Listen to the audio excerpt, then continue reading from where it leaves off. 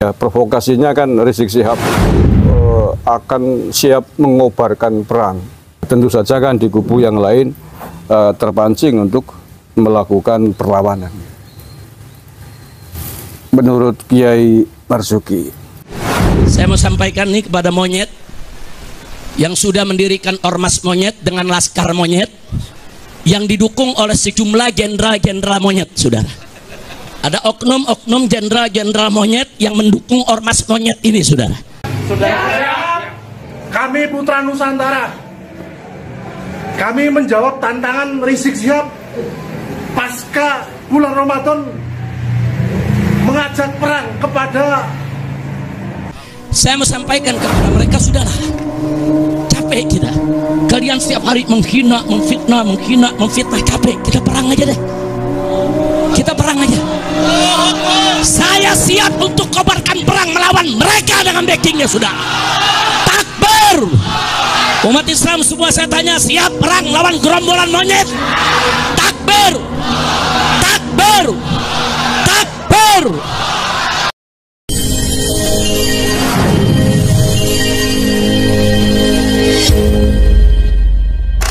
Selamat datang di GM2 Nusantara. Semoga saudaraku sebangsa setanah air diberikan kesehatan bersama keluarga tercinta, dan semoga yang subscribe, like, comment, and share diberikan kemudahan atas segala urusannya. Amin. Mari kita raih Indonesia Emas 2045.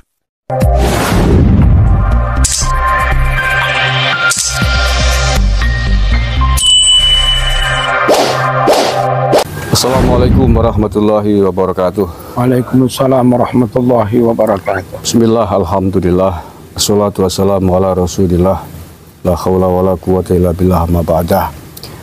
Saudara-saudaraku sebangsa setanah air yang saya cintai, saya banggakan, alhamdulillahirabbil alamin. Pada hari ini saya berkesempatan sowan dengan beliau, tokoh NU dari Jawa Timur. Saya kira pemirsa sudah tidak asing lagi dengan beliau, yakni Kiai Haji Marzuki Mustamar, tokoh Nahdlatul Ulama yang sangat populer saya kira di jagat Indonesia, baik dalam persoalan agama maupun persoalan-persoalan yang lain. Assalamualaikum Kiai. Waalaikumsalam warahmatullahi wabarakatuh. Sehat Kiai? Alhamdulillah. Alhamdulillah. Agak sariawan Sedikit. Okay. Maturun Kiai, telah kerso rawuh di Banyumas. Iya. Beliau baru saja memberikan ceramah pada acara Khol Syekh Abil Hasan Asyadzili di Desa Bobosan, Kecamatan Purwokerto Utara, Kabupaten Banyumas, Jawa Tengah. Langsung saja Kiai, dalam persoalan atau polemik perhabiban, polemik Habib, isu terkini yakni adanya provokasi yang luar biasa yang datang dari Petamburan, yang memprovokasi umat Islam untuk saling berperang. Saya kira gitu. Ya, provokasinya kan Rizik Syihab itu akan siap mengobarkan perang kepada anak-anak bangsa yang dianggap berlawanan dengan dia dan kelompoknya. Mengancam habis Lebaran akan melakukan atau mengobarkan perang agar siap-siap jamaahnya. Nah, tentu saja kan di kubu yang lain terpancing untuk melakukan perlawanan. Menurut Kiai Marzuki, provokasi seperti itu apakah bisa dibenarkan secara hukum? Ya, terima kasih. Pertama, saling membunuh antar sesama anak bangsa, apalagi sesama muslim, tentu hukumnya haram. Wa may yaqtul mu'minan muta'ammidan fajaza'uhu jahannamu khalidan fiha.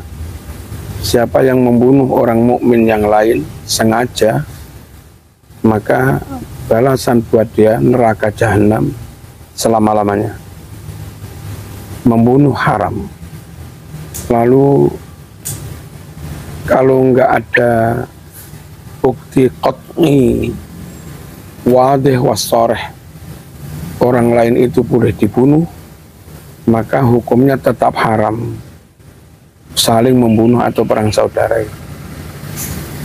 Nah, penyebab antara lain orang itu bisa dibunuh itu karena orang itu juga membunuh, maka kepadanya berlaku hukum kisos. Itu pun harus lewat proses pengadilan, ada tuntutan, ada pembelaan, ada mendatangkan bukti, saksi, clear 100% dia pelaku pembunuhan, maka hakim menjatuhkan vonis mati, lalu nanti pihak eksekutor yang melaksanakannya. Atau orang ini kalau dalam mazhab Syafi'i, mazhab Hambali, juga mazhab yang lain menyatakan murtad dari agama Islam. Sudah diistitabah, sudah dibujuk supaya bertaubat, bla bla bla bla bla, sampai berkali-kali nggak balik masuk Islam. Maka setelah kira-kira waktu iddah habis, kalau perempuan 3 kali suci atau 3 bulan, pernikahan orang itu dibatalkan oleh pengadilan agama. Yang ketika salah satu suami atau istrinya murtad tadi, kemudian berlaku kepadanya hukum bunuh. Tentu setelah berkali-kali dibujuk supaya kembali masuk Islam dan nggak mau. Kemudian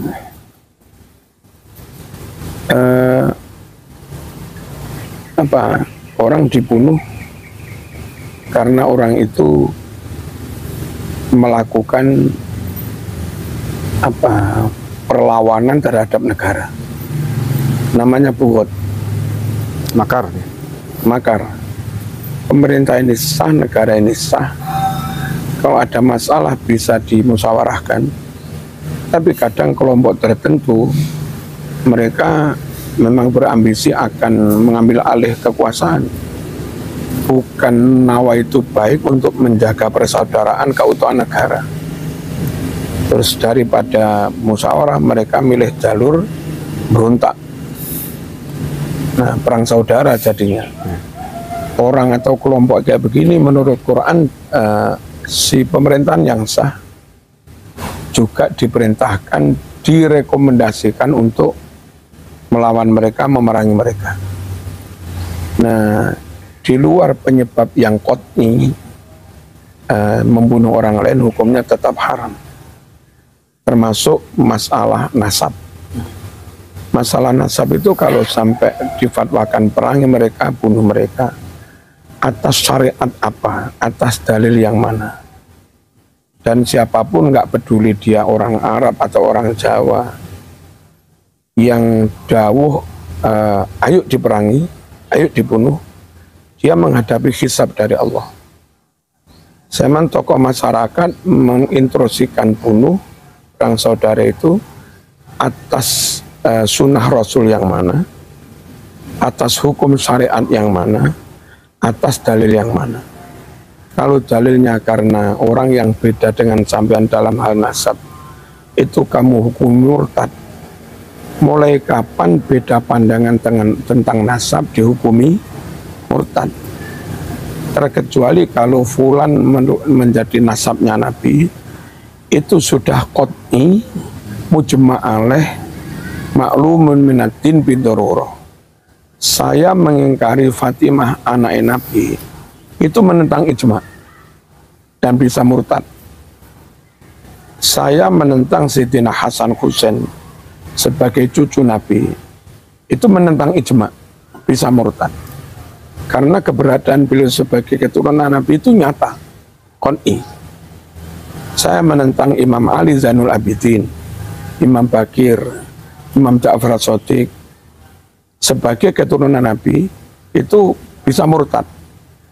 Karena semua umat ini sepakat bahwa beliau-beliau memang keturunan Nabi sah.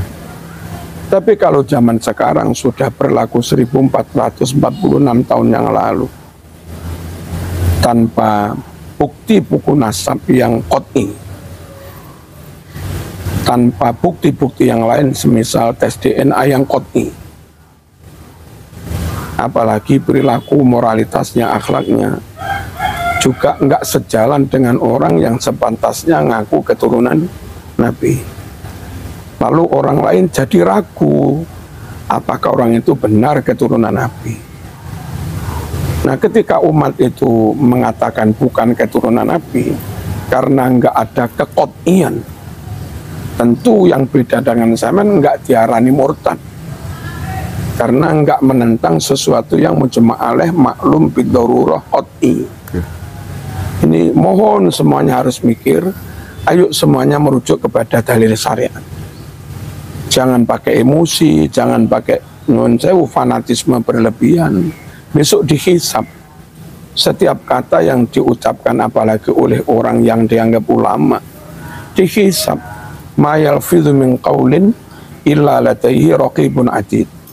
Setiap ucapan yang diucapkan seseorang pasti dicatat malaikat raqib atid. Tidak bisa tidak. Satu, mohon kepada yang berfatwa atau kepada umat siapapun dari kelompok manapun, ojo gampang-gampang memutuskan fulan bisa dibunuh tanpa ada bukti yang qot'i. Lalu terus kalau merasa qot'i, keqot'iannya di mana? Kalau kami punya kitab nasab, kitab nasab itu kalau sedunia sama dan sepakat mengatakan ente keturunannya, bisa jadi itu qot'i ijma'. Tapi kalau nyatanya kitab nasab yang di Indonesia beda dengan kitab nasab dari Nakobah Maroko, beda dengan kitab nasab dari Nakobah Yaman sendiri, beda dengan kitab nasab dari Nakobah Saudi Suriah, maka yang nggak bisa dikatakan itu ijma' lalu qot'i, lalu yang beda dianggap menentang ijma' lalu diputusi murtad. Nggak bisa. Kemudian kalau katanya ulama sudah ijma', ulama intern tertentu apa seluruh ulama? Intern keluarganya mungkin. Nah, kalau seluruh ulama, nyatanya Maroko beda. Nyatanya Suriah beda. Yaman sendiri beda. Nyatanya Yaman beda. Berarti kalau ada yang klaim ijma' itu klaim sepihak.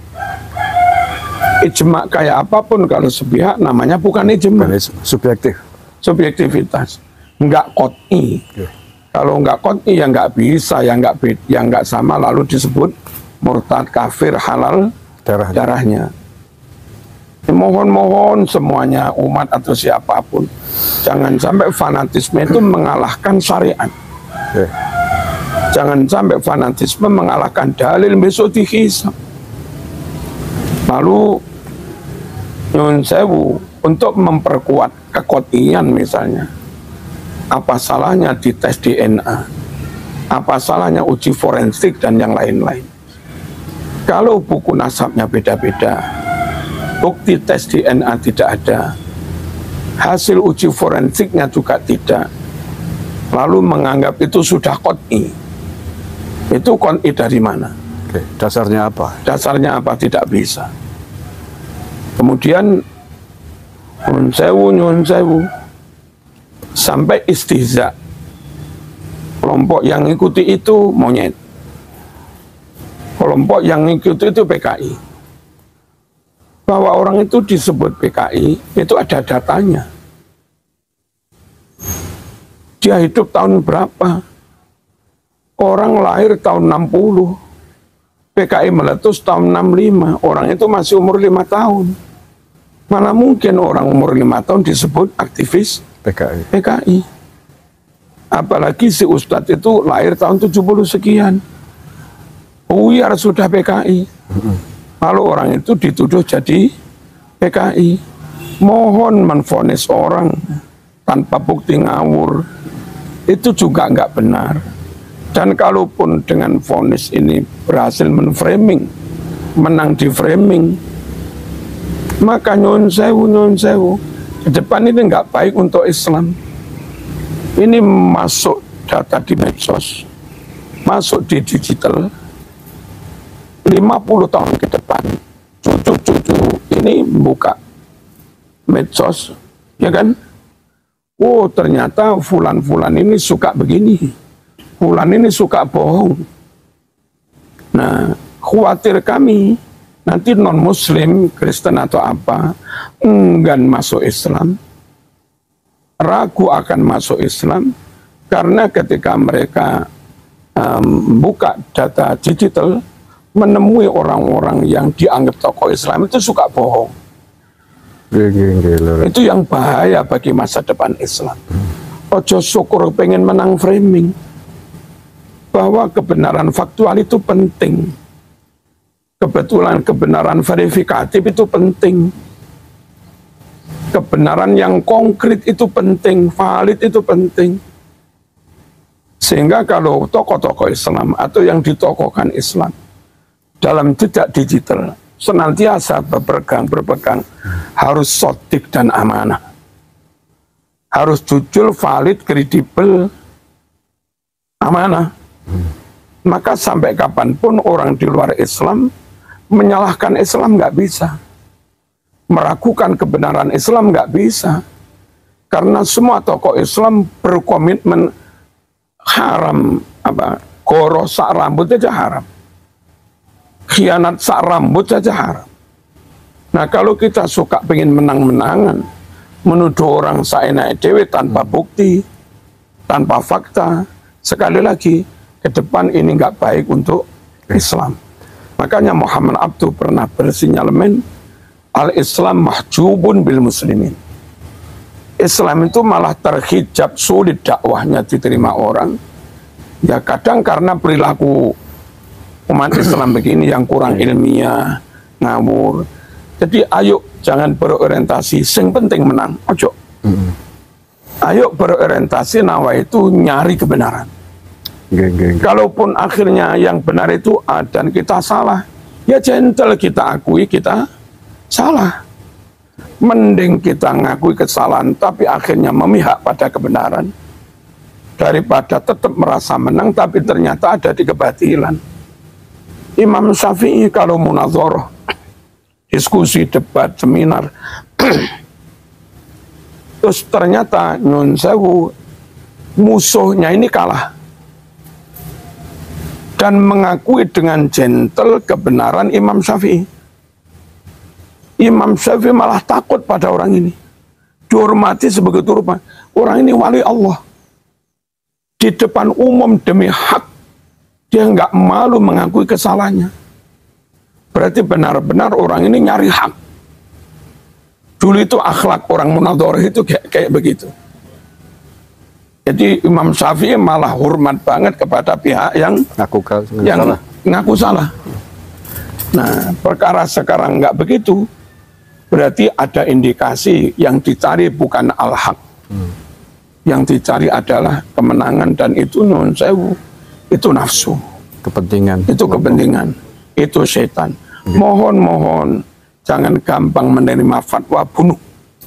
Awas besok dihisab. Terus kalau masih sama-sama bersyahadat, nggak bisa lah kita saling mengkafirkan. Ini kayak di Timur Tengah ya? Nah, akhirnya kayak begitu.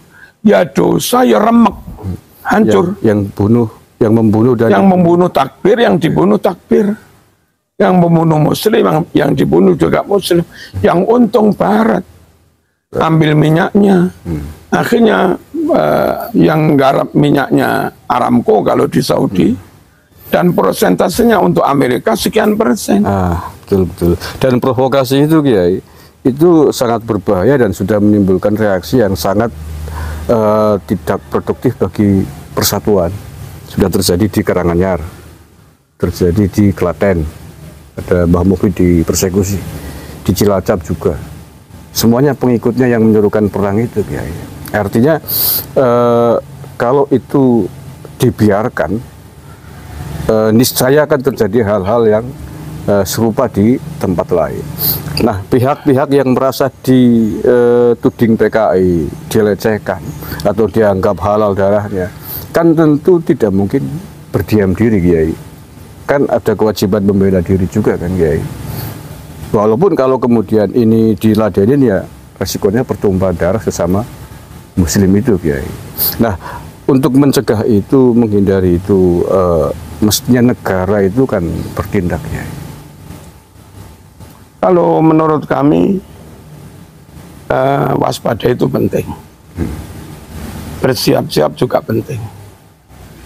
Tapi sungguh berkuar-kuar dari pihak manapun itu nggak baik. Tirulah kucing yang membidik tikus. Dia mesti diam, senyap, silent, mengendap-endap. Tiba-tiba sit gitu ya. Tiba-tiba set, tikusnya kenyang.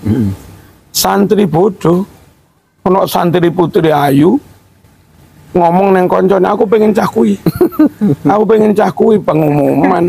Diambil orang. Begitu bulan depan kau lamar sudah jadi istri orang. Kalau orang pinter punya rencana, punya strategi dan diam. Tapi diam-diam dia bersiap.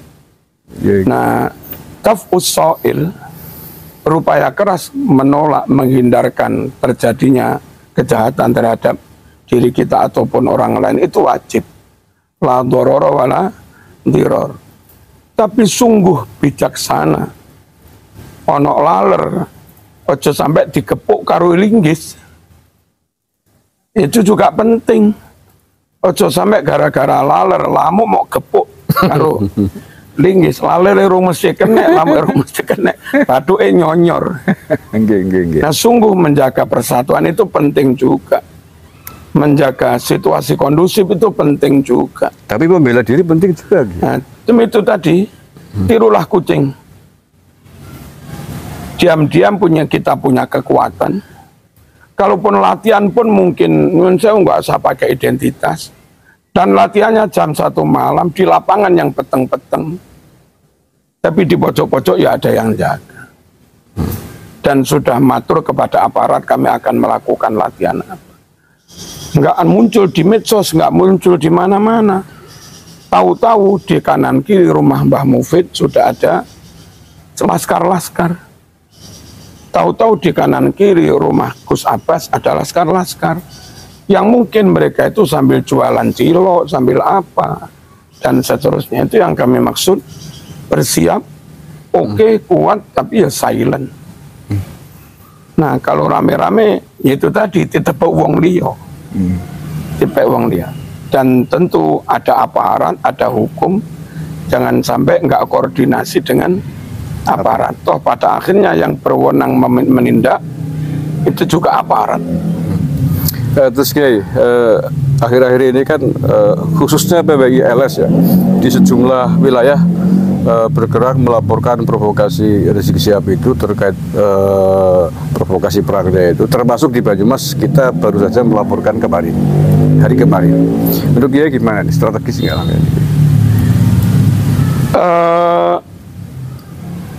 Serius penting dan silent juga penting. Jangan hanya rame-rame di dunia maya, tapi akhirnya tumpul di meja hijau. Teman-teman harus benar-benar menyiapkan tim advokasi dan mungkin yang sampai kaliber nasional lah, orang-orang serius memang membuat tuntutan. Di tracking, cari bukti-bukti fulan-fulan ini melakukan penghinaan terhadap Mbah Hasyim Asy'ari. Cari buktinya sampai dikumpulkan layak sah untuk alat menggugat. Fulan-fulan ini mengatakan nunsewu Gus Dur Yahudi, PKI macam-macam. Cari. Fulan-fulan ini menyebut NU Islam Nusantara sesat. Kayak begini, ayo bekerja serius, ada tim. Mungkin ada yang punya alat kayak intelijen itu, men-tracking nomornya fulan, jret. Terekam semua, rekamannya masuk di situ semua.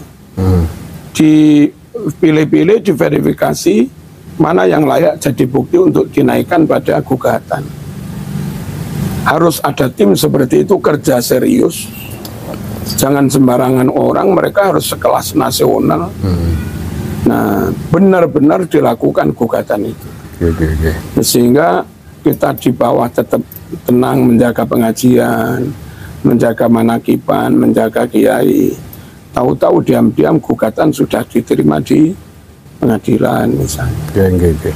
Ya, sekaligus hal itu menjadi masukan bagi teman-teman di jajaran pengurus pusat PWI Laskar Sabilillah. Nggih. Insyaallah gerakan ini sepertinya memang akan masif gerakan pelaporan.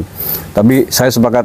Terus kayak nyuwun sewu, benar-benar kumpulkan data sebanyak-banyaknya, baik data yang ada di Nusantara, juga data di Leiden, tentang status orang-orang atau tokoh-tokoh. Iya. Kalau misalnya ada oknum menteri melakukan hal yang menyalahi UUD 45, bahwa gelar pahlawan diberikan hanya kepada orang dengan syarat ini. Ke-WNI-nya nyata, bla bla bla. Lalu perannya dalam memperjuangkan kemerdekaan Indonesia juga sangat signifikan. Nggak mekur tokoh ecek-ecek di satu titik. Itu lakukan semacam somasi atau apa, lakukan mungkin ke KY atau mana, supaya itu nggak lanjut. Kalau memang benar-benar nggak memenuhi syarat kepahlawanan seseorang.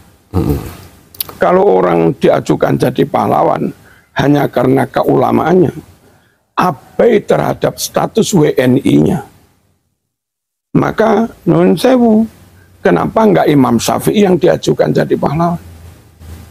Yang nyata lebih alim.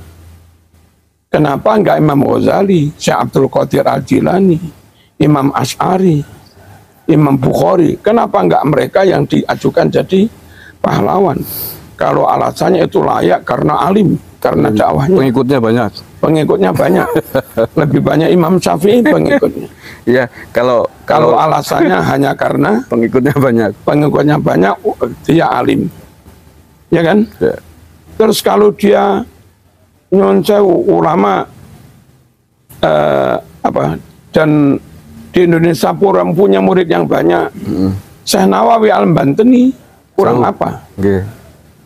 Terus Syekhona Khalil kurang apa? Syekh Mahfud At-Turmusi kurang apa? Syekh Yasin Al-Padani kurang apa? Syekh Khotib Asambas kurang apa? Ya, Mbah Dimyati Banten kurang apa? Mbah Dimyati Termas kurang apa? Terus Kiai Karim Lirboyo kurang apa? Alim, kitab punya karangan, alumni ratusan ribu. Dan tersebar secara nasional. Dan ke-WNI-nya nyata. Tidak diragukan. Sungguh kepahlawanan itu dianugerahkan pada orang yang komitmennya membela negara nyata. Perjuangannya juga sangat signifikan untuk kemerdekaan bangsa ini. Perannya luar biasa. Plus ke-WNI-nya nggak ada subhat sama sekali. 100% top. Yang memenuhi syarat seperti itu, nggak alim bahkan nggak muslim itu loh dapat gelar.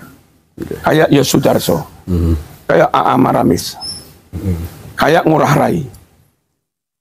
Sebaliknya sealim kayak apapun, kalau jejak perjuangannya nggak ada. Atau ke-WNI-nya diragukan atau nggak ada, maka negara juga merasa nggak perlu memberi gelar pahlawan pada mereka. Kalau itu layak diberi gelar, sekali lagi, Mbok Imam Syafi'i dianugerahi. Ya. Karena pengaruhnya di Indonesia besar sekali kan. Wah. Semua pesantren kan. Dari sekitar 140 juta muslim, mungkin yang Syafi'i 130 juta. Loh, masuk perannya dianggap nggak ada. Kalau WNI tidak menjadi syarat penting kan. Kalau apa terhadap status kewarganegaraan. Ya. Jadi kita nggak pernah mensoal kealiman orang. Kita nggak pernah mensoal orang itu berhasil berdakwah.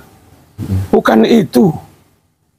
Tapi masalahnya dan bla bla bla itu tadi status kewarganegaraan. Orang itu datang ke sini umur 25 tahun sudah.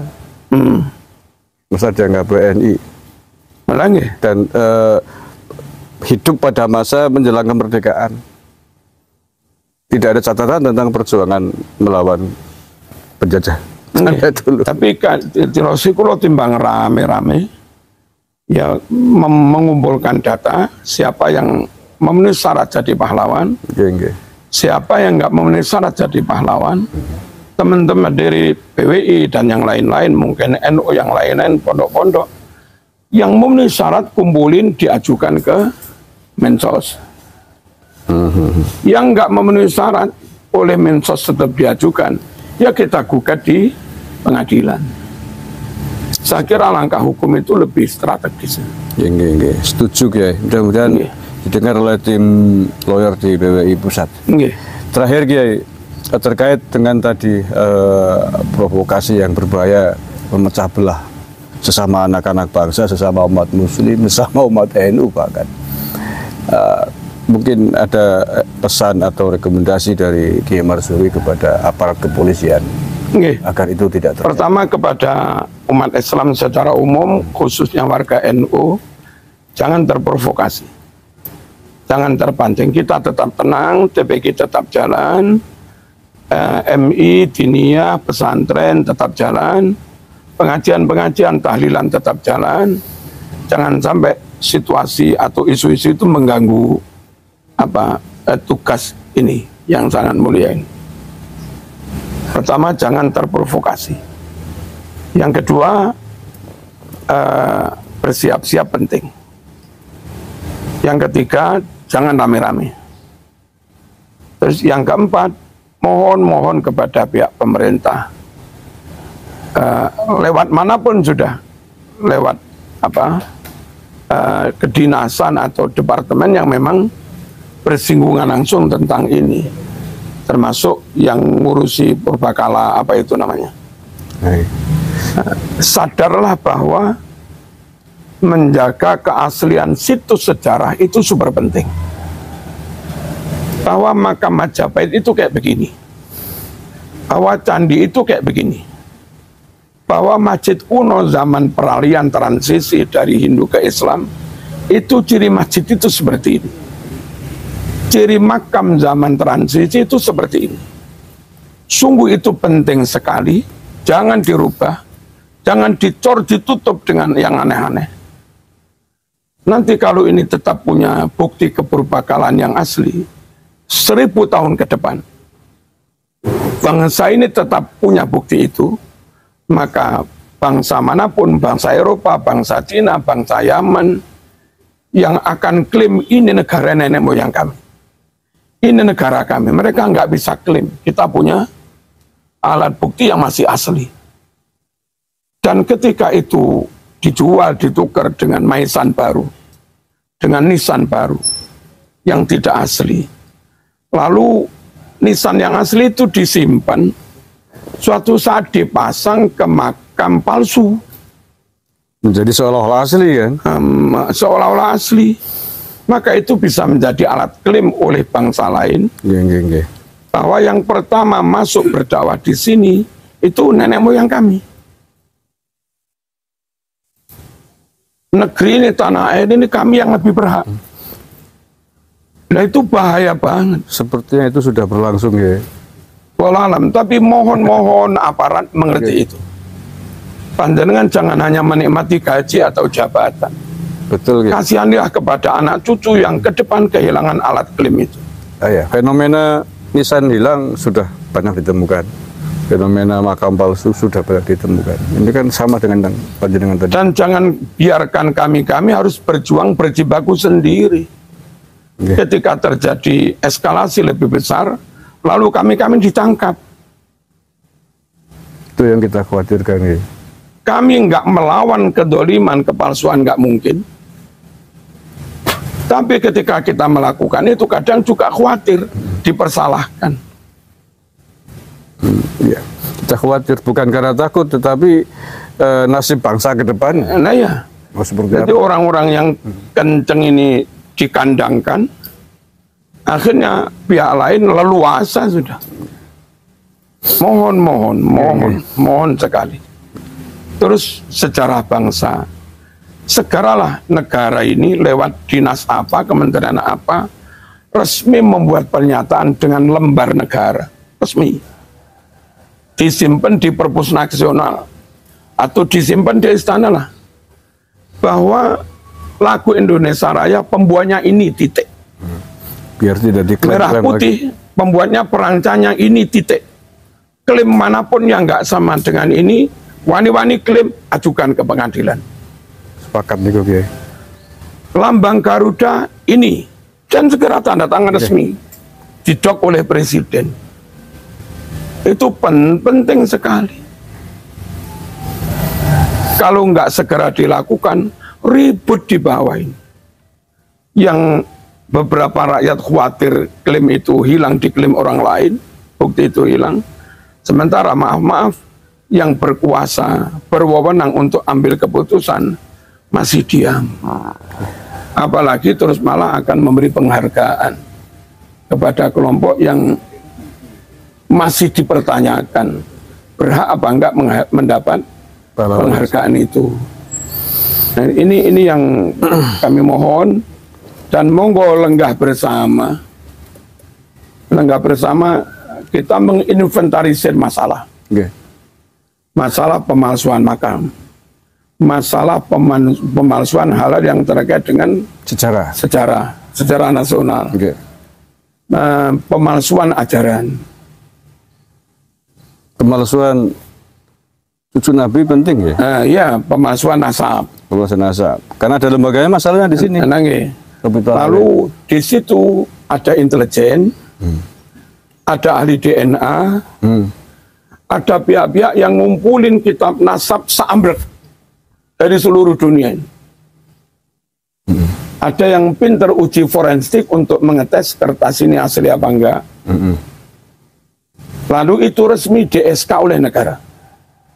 Sehingga kesimpulan yang mereka ambil pun sah, disahkan oleh negara, punya kekuatan hukum. Satu persatu dok selesai. Masalah kitab nasab ini kitab nasab palsu, dok selesai. Lalu ajaran begini, ini ajaran sesat, dok selesai. Yang aku tangkap kan begitu. Nah ya, yang menentang itu berarti menentang keputusan negara. Menentang hukum. Keputusan hukum. Melawan hukum. Nah begitu. Saya kepingin sekali seperti itu. Amin Kiai, sama Kiai. Saya kira sekarang tidak hanya teman-teman PWLS, tapi saya kira seluruh anak bangsa yang mencintai tanah airnya ingin seperti itu. Dan kepada teman-teman Arab lah, jangan khawatir. Siapa tahu penelitian itu membuktikan 1-2 dari sampean ternyata memang keturunan asli. Sehingga kami umat Islam pribumi yang keturunan Kenaro macam-macam ini semakin tidak ragu takdim mahabbah kepada sampean. Ojo durung-durung wis kesusu curiga itu akan menafikan kami. Enggak. Ayolah kita clear, dewasa. Kalau ternyata clear bukan keturunan, ayo kita lebih mementingkan menjaga nasabnya Siti Fatimah. Jadi murni meskipun tanpa ada nama kita di situ. Daripada dipaksakan nama kita harus ada di situ, tapi nasab keturunan Siti Fatimah itu jadi tidak murni. Biar jelas mana yang asli, mana yang palsu. Iya. Ibarat madu nih, madu murni nih. Madu campur gula. Sehingga jelas mana yang harus diminum, mana yang tidak. Gitu. Tapi kalau nggak mau kan kita mau minum madu murni ternyata palsu. Kita mau membuang madu palsu, jebule pala murni kan bisa begitu. Nggak jelas. Baik Kiai. Saya kira alhamdulillahirabbil alamin yang panjenengan sampaikan dari awal sampai akhir, saya kira daging semua, mencerahkan untuk kita semua. Maturun sangat atas kesempatannya. Itu saja saya kira wawancara kami dengan beliau Ki Haji Marzuki Mustamar dari Jawa Timur. Terima kasih, kurang lebihnya mohon maaf. Wallahul muwaffiq ila aqwamit thoriq. Assalamualaikum warahmatullahi wabarakatuh. Waalaikumsalam. Maturun Kiai.